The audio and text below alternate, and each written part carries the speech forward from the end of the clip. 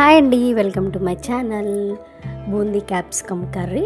మనం విటమిన్స్ అన్నీ వస్తాయి కాబట్టి కొంచెం హెల్తీగా చేసుకుందామని వెజిటేబుల్స్లో ఇంకా అలా చేశాను. ఇంకా ప్యాన్ పెట్టుకోండి, 2 స్పూన్స్ ఆయిల్ వేసుకోండి, ఆవాలు జీలకర్ర వేసుకొని పచ్చిమిర్చి 2 వేసుకోండి, ఆనియన్స్ 2 కోసుకొని వేసుకోండి, కరివేపాకు కూడా కొంచెం వేసుకొని కలుపుకోండి. కలుపుకున్న తర్వాత కొంచెం సాల్ట్ వేసుకోండి. సాల్ట్ వేసుకుంటే అవి ఉల్లిపాయలు మగ్గాలి కాబట్టి కొంచెం తొందరగా మగ్గుతాయి. నెక్స్ట్ ప్లేట్ పెట్టుకొని అవి మగ్గిన తర్వాత కొంచెం అల్లం పేస్ట్ వేసుకోవాలండి. వేసుకొని బాగా కలుపుకోండి. మనం పక్కన కోసి పెట్టుకున్న టమాటాలు కూడా అందులో వేసేయాలి. టమాటా ఉంటేనే కదండి టేస్ట్ ఉంటుంది ఏ కర్రీకైనా. సరే, ఇంకా టమాటాలు వేసిన తర్వాత ఒక 5 మినిట్స్ మగ్గాలి కదండి. ప్లేట్ పెట్టుకుని ప్లేట్ తీసిన తర్వాత అలా మగ్గిద్ది. కొంచెం ఫోన్ ఆవిరి వెళ్ళింది, అందుకే అలా మీకు క్లియర్గా కనిపించలేదు, అలా కనిపిస్తుంది.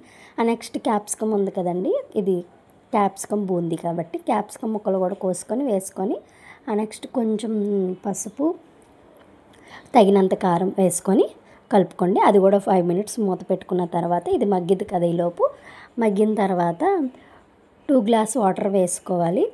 మరి అది మగ్గాలి కదండి క్యాప్సికమ్, అందుకు ఇంకా 2 గ్లాస్ వాటర్ వేసుకొని నెక్స్ట్